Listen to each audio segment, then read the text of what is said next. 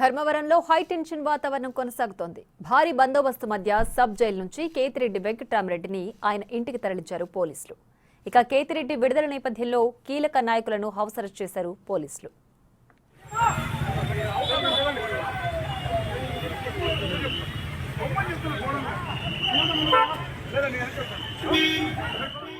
Dharmavaram sub jail వద్ద జరిగిన ఘటనపై క్లారిటీ ఇచ్చారు కేతిరెడ్డి వెంకట్రామరెడ్డి. ఏమీ లేని సంఘటనను కావాలని రాద్ధాంతం చేశారని దుయ్యబట్టారు. తాము 5 ఏళ్లు అధికారంలో ఉన్నప్పుడు ఇలాంటి ఘటనలు ఎప్పుడు జరగలేదని గుర్తు చేశారు. తాము తిరిగి అధికారంలోకి రాగానే ప్రతి ఒక్కరి లెక్క సరిచేస్తానని వార్నింగ్ ఇచ్చారు.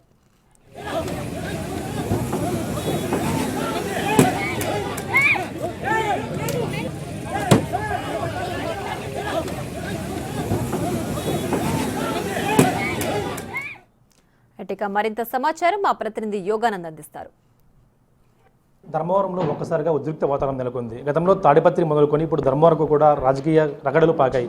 ప్రస్తుతం ఈ నుంచి మనతో మాట్లాడేందుకు ధర్మవరం మాజీ ఎమ్మెల్యే కేతిరెడ్డి వెంకటరామరెడ్డి గారు ఉన్నారు. సార్, ఏం చెప్తారో? ధర్మవరంలో ఒకసారిగా ఉద్రిక్త వాతావరణం, జైలు దగ్గర మీపై జైలు లోపల ఉంటే మీకు డ్రైవర్పై దాడి కూడా చేసేందుకు వచ్చారు.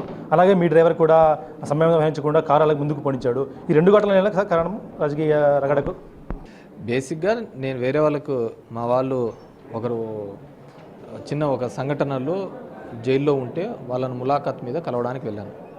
నేను లోపలికి వెళ్ళినప్పుడు నేను వేరే బండి డ్రైవ్ చేసుకుంటా వెళ్ళాను. పాపం కొత్త బండి తెచ్చుకుంటా ఒక పిల్లవాడు, ప్రవీణ్ నాయక్ అనే పిల్లవాడు.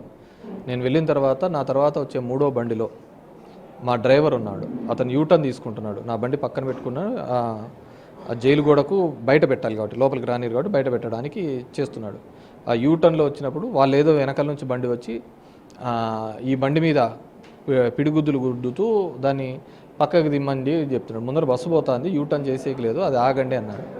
దానికి వాళ్ళందరూ కూడా ఆ వెహికల్ మీద పడి మొత్తం అంతా కూడా ఆ పిల్లవాడిని మీద చంపే ప్రయత్నం చేసినారు. మీరు చూసారు ఎంతమంది, 100 మంది చుట్టుకోవడం జరిగింది.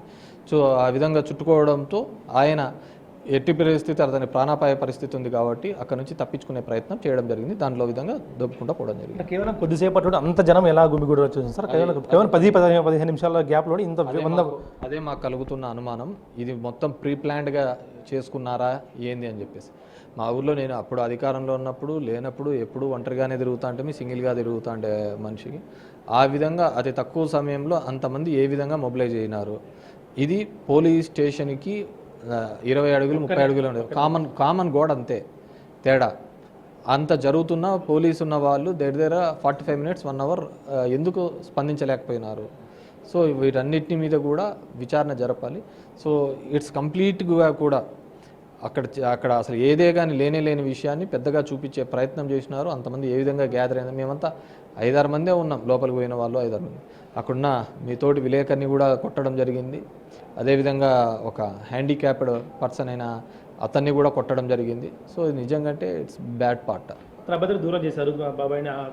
ఎందుకు అట్లేం లేదు, జిల్లా బహిష్కరించేలా కూడా ప్రపోజల్ పెడతాము చేసుకోమన్నారు. ఎప్పుడే కానీ ఎన్నాళ్ళని చేస్తారు, ఏ విధంగా చేస్తారు? మనం ఏమన్నా ప్రజాస్వామ్యంలో ఉన్నామా, ఏమిట్లో ఉన్నాము? నాయకుని ఇది చేసుకొని ఇది చేసుకోవాలనే పద్ధతి, ఇది తప్పుడు పద్ధతి కదా. అక్కడ అనంతపూర్కు సంబంధించి ఇప్పటికీ ఎలక్షన్స్ నుంచి ఇప్పటి వరకు 5 మంది ఎస్పీలు మారినారు. 5 మంది ఎస్పీలు మారినారు అంటే ఇది ఎవరికి ఇది తప్పు? స్పాన్ ఆఫ్ 5 మంత్స్లో 5 మంది ఎస్పీలు మారినారు. అది మా పెద్దాడి చెన్నై అని చెప్తా, లాండ్ ఆర్డర్ సరిగ్గా చేయలేదనేది వాళ్ళ తప్ప? చెప్పండి మీరు. 5 మంది ఎస్పీలు మామూలుగా 2.5 years 2 yearsకి చూసుకున్నా కానీ ఒక 5 ఏళ్ల టర్మ్లో 2 ఎస్పీలు వస్తారు. ఇక్కడ 5 నెలల పరిధిలో 5 మంది ఎస్పీలు మారినారు. సో వాళ్ళు అక్కడ ఉన్న వాళ్ళను కంట్రోల్ చేసుకోలేని పరిస్థితులలో ఉండి ఆ విధంగా చేసినారు. ఎంత సాడ్ పార్ట్ అంటే అక్కడ తాడిపత్రి దాంట్లో ఒక సిఐతో పబ్లిక్గా క్షమాపణ చెప్పించడం ఏంటంటే, దాని బదులు ఒకవేళ కానీ అదే సిఐ కానీ తప్పు చేసి ఉంటే అతని మీద డిపార్ట్మెంట్ యాక్షన్ తీసుకోండి. మీరు లాండ్ ఆర్డర్లో కానీ పోలీసులకి ఆత్మస్థైర్యం ఎప్పుడు ఇస్తారు? 5 మంది ఎస్పీలు మారుతా అంటే ఎస్పీలే మారుతా అంటారు, మేమేం చేస్తాం, మాదేం పరిస్థితి ఉన్న కింద స్థాయి అధికారులకు రాదా? వస్తుంది కదా డెఫినెట్గా. సో డెఫినెట్గా ఇట్స్ ఎ ఫెయిల్యూర్ ఎవరిది అనేది మీరే అంచనా వేసుకోవాలి. గత 10 ఏళ్ళుగా ఎప్పుడూ లేని ఈ గొడవలు మరొకసారి తిరుపతిలో కానీ ధర్మవరంలో కానీ పాకుతూ ఉన్నాయి. ఎందుకు సార్ అంత ఇది? ఇట్స్ కొత్త కల్చర్, గతంలో లేనిది అదంతా కూడా ఇప్పుడు వెళ్ళిపోయినది కొత్తగా మళ్ళీ తీసుకొని రావాలనే ఒక ప్రయత్నం చేస్తున్నారు.